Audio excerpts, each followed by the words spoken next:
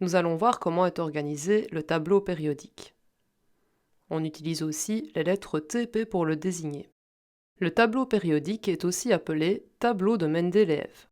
Mendeleïev est un chimiste russe qui est à l'origine de la création du tableau périodique. Le tableau périodique est un ensemble de cases. Chaque case représente un élément chimique. Par exemple, nous avons ici la case représentant l'élément carbone et la case représentant l'élément hélium.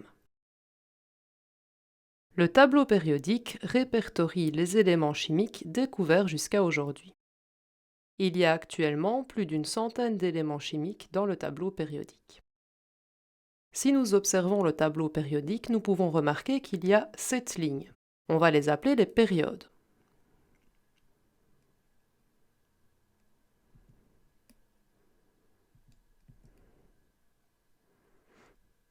Elles sont désignées par des chiffres arabes allant de 1 à 7.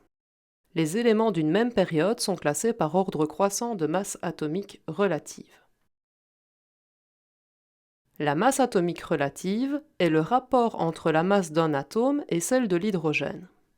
On peut retrouver la valeur de la masse atomique relative dans le tableau périodique. La masse atomique relative de l'élément carbone est 12,011. Le symbole de la masse atomique relative est AR. Et la masse atomique relative n'a pas d'unité. Dans le tableau périodique, on peut aussi remarquer que les éléments ont un numéro d'ordre. On l'appelle nombre atomique ou numéro atomique.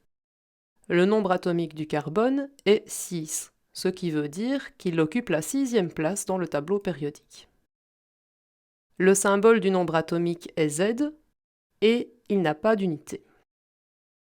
Le nombre atomique correspond au nombre de protons, donc de charge positive, et également au nombre d'électrons, de charge négative, d'un atome neutre. Si on reprend l'exemple du carbone, son nombre atomique est 6, ce qui veut dire qu'il comporte 6 protons et 6 électrons.